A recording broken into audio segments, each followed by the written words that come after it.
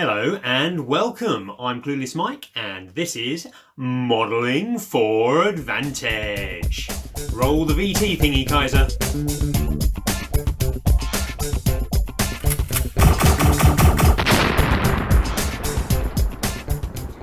Okay, let's see what the Kaiser has sent me today. So we have another Combat Patrol unboxing. This time it is the Adeptus Mechanicus.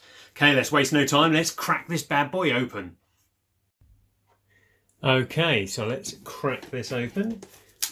Ignore the pencil case there. I'm just using it to get rid of the glare. Okay. All that lovely cellophane off there. Let's get to the goodies. What is in the box? So we have our standard little booklet here, as usual, lovely colour coding. These kits in here are reasonably new kits, all of them. I mean, I think the AdMech range started to come out as Skitarii and Adeptus Mechanicus about 5 years ago maybe, so none of these kits are particularly old. They're all new, and this box in particular has some great kits in because they're more or less all multi-part kits. So you can see there's loads of instructions here, and they're actually quite complex kits to put together. One thing to say about the AdMech range is it's not for a novice hobby, I would say. Lots of very fiddly bits, lots of quite tricky painting parts as well, lots of small parts that can easily break in transport. So if you're going to get this army, you probably want some decent carry cases. But as we can see here on the nice full art pick on this page, some of the models are just fantastic, really good looking models. One thing to say is there's two distinct halves of the range. There's the Skitarii half and there's the Adeptus Mechanicus half. And they've got quite differing styles. So the Skitarii all have very similar style, a lot of it following the Da Vinci-esque style, some of the newer models. And then the AdMech stuff is far more servitor-like, far more big and bulky. Excuse me. Okay, so let's go through the kit. So first of all, we have the character that's in here. So this is a Tech Priest Engine Seer. Actually really good in the rules now. There are two scales of HQ. There's a bigger HQ, the Tech Priest Dominus and the Tech Priest Manipulus. And then there are smaller HQs. And this is one of the smaller ones who I think you can take two of, or you can take one free one for each of the bigger HQs you take. Really useful in your army. He gives +1 to hit to a vehicle nearby, and AdMech army in the new rules rely on lots of characters because they rely on taking loads of warlord traits. So that's one thing that it's really useful to bring the extra characters along for, is so you can put more warlord traits and relics on them because they're all good in the new rules. So what is next down here? So this is one of our multi-part kits. So this is the Skitarii Vanguard and Rangers. So the Vanguard are a more close support unit. They got an 18-inch free shot gun, and it's an assault weapon, so they can move around a lot faster. I think they get to skirt up the board slightly at the beginning of the game as well, really useful. And then the Rangers are longer range people, have longer heavy guns. In the new rules, both are phenomenally good. This kit gives you all the options you would need. So you have the smaller radium weapons, you have the longer weapons of the Rangers, but then there are 3 different special weapons you can take as well. Just trying to find some on these sprues. Let's have a look on this one. So you've got your arc rifle up here, which is an anti-vehicle weapon. There's my favourite of all of the weapons, if I can find it on the sprue, is the Transuranic Arquebus. Here is the plasma weapon, so an anti-heavy infantry weapon. I can't find the blooming arquebus. Ah, there it is. Look at the length of this weapon. It's about as long as my finger, and this is on a tiny little model. So really good. It has to have a stand at the front that it sits on. Loads of great stuff in this kit. It's got some close combat weapons for the sergeants. You get loads of additional heads because each of the units have different style heads, and they can be used on Imperial Guard, all kinds of other stuff, just to give them a bit more of a mech flavour. You see, these are hooded with a little breather mask and a bit of ocular implant on there, so you could use those quite happily for your Imperial Guard. Or these helmets here also make really good Imperial Guard. I believe John has used them in the past for some of his projects. One thing to say about the kit in the new rules is that unfortunately the rules have followed a recent trend of making you only use what's in the kit. So per 10 models you can take one arc rifle, you can take one transonic arquebus. You used to be able to take 3 per 10 models. This is a really bad habit the Games Workshop have got into, and I wish they would stop. People certainly buying a kit like this, which is quite a complex put together kit, are quite happy doing their own modelling. They can make an extra plasma gun. They can combine 2 kits to make a transonic arquebus. It really does not need to force you to use it as it comes in the kit, and it really stifles both hobby and gameplay as well. On to the next unit. So this is the big spider tank, it's commonly known as. This is the Onager Dune Crawler. Again, a pretty big kit here. You can make it up really only in one kind of like position. It's not a hugely posable kit because it has 4 legs that have to stick out the sides and then a turret kind of like cupola on top. The guys will know the proper word for that, no doubt.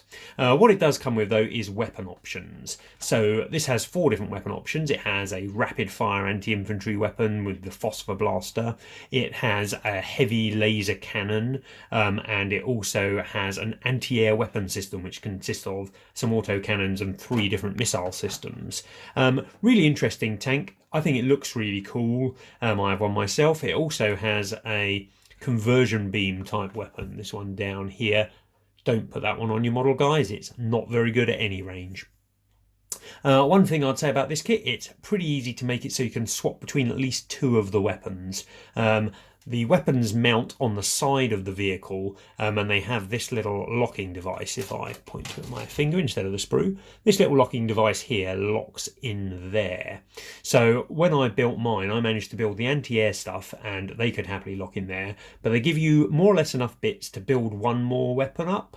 You don't get the little locking piece for it, but what I did was I took 2 bits of sprue. I stuck 1 bit of sprue flat on the other piece, and then stuck another bit of sprue going sideways and cut it down so it looked very similar to this locking thing, and it worked perfectly well. So you can easily do that. I didn't even use any magnets. So make it so you can swap between a couple of the weapons if you're making this kit up.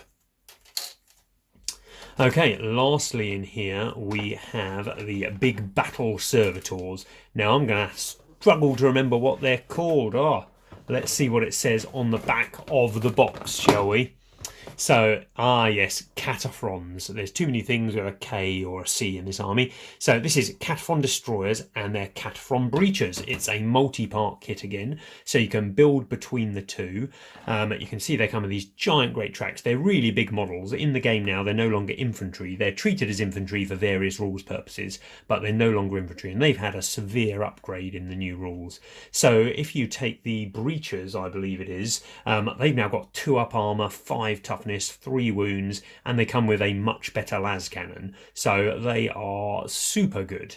They are really good at shooting tanks and such, but they also can have power claws and stuff. So they are well worth it. They're a troop unit, but they're not core, interestingly, because they'd be a bit broken if they were. If they could get all the serious amounts of buffs you can get in the AdMech army. You can see it comes with loads of different weapon options. You've got flamers, you've got phosphor blasters, you've got arc rifles. The destructors, or the destroyers, can take heavy grav cannons, which are this one down here, or they can take plasma cannons as well, which are hidden somewhere up here. They are, and none of them are particularly bad options, to be honest. I like the torsion cannon for the Cataphrone, I forgot what they're called already, for the breachers, and I think I prefer the grav cannon for the destroyers, but whichever you really need for your army. One thing I'll say, and again, when I built my ones of these, I actually got 3 of each, so 3 destroyers and 3 breachers out of the same kit. The kit comes with only enough tracks and enough central body masses to do 3, but it comes with enough arms, heads, weapons, armour plates, that kind of thing, to happily do 6. So I built free up as destroyers, and then I made some little spider legs out of bits I had at work. But you could make them out of anything as long as they're bulky. You could find some little tracks from other kits and some World War II kits. I'm sure you get tank tracks that were similar size to these. And then, to be honest, I mean, these are supposed to be servitors, so any old body will do. I found that orc knob bodies were a really good body to tack on top of a similar sized tank track unit. And then all the special armour plates that come in here, the extra armour plates are generally used for making the breacher models, so that's why I did mine as breachers. The extra armour plates that clip onto the torso that comes in the kit fitted really nicely onto the orc bodies. So I just made that orc body on top of the little spider legs, or tank tracks if you find some of those, and then just built them up as breachers, and they looked really good, and it gave me double use out of the kit because you get so many bits in here. You're only making 3 models here. Look at the amount of bits you've got. Modeller's dream as well. I mean, the AdMech look a bit uniform if you build everything exactly as they're supposed to be on the kit, and I'm not sure they're supposed to be particularly uniform. All the different Forge Worlds build stuff in different ways, so I found that's a really good tip for that. Then you've got your bases. Look at this giant pie plate it's got in here. This is for the spider tank, the Dune Crawler. It's a massive base for it. I'm not particularly a fan of bases on vehicles. I find this makes the spider tank, the Dune Crawler, take up far more space on the battlefield than it actually does. The actual kind of like central mass is only this kind of size with legs splaying out. So a massive great base makes it quite hard to traverse through buildings and such, but hey, what can you do? Similarly, the breachers come on giant great dreadnought bases. But they do fill them up reasonably well. They're not as bulky as a dreadnought, and again, they could probably go on a slightly smaller, maybe a 50mm, but that's what you get. This long base here, this is used for your transonic arquebus. Because he's got such a massive weapon, you mount the model on the end here, kind of like the model stands up here, and then his gun goes the entire length of that and hangs off the end. Looks really cool on that size base. You've got some little bases there for your Rangers or your Vanguard, and then you've got one of the new 32s to stick your Tech Priest on. And lastly in the box, we have a transfer sheet.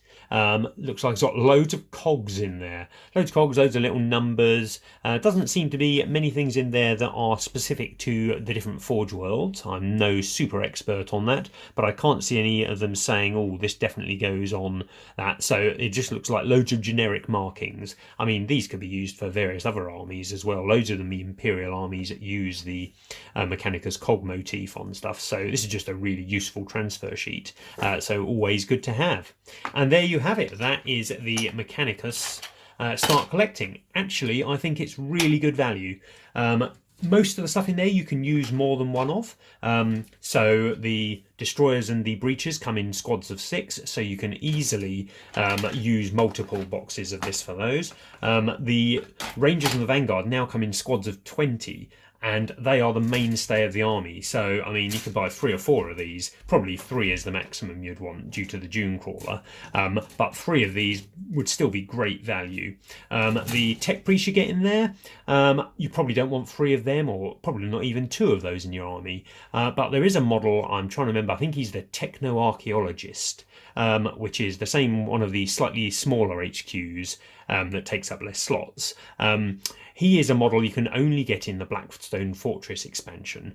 So I think you would be able to kit bash one of these into one of him pretty easily. He's the right scale model, he's got the right cloaks and stuff. You'd need to change the arms. You could easily do that with leftover parts of your Skitarii kit that's in here. And then you've got yourself one of those as well. So 2 of these boxes would be just perfect. The Spider tanks, the Dune Crawlers, multiple of those won't hurt. They're a good enough tank. They may not be the stars of the Codex, but they're certainly well usable. So if you're going to start collecting AdMech, I would highly recommend 2 of this box. Really good value. Models inside are really nice. And, well, have fun doing it. Thanks. See you all soon. If you enjoyed what you'd seen, why don't you come check us out on modelingforadvantage.co.uk. There's loads of different ways you can support the channel over there, including merch, that kind of stuff.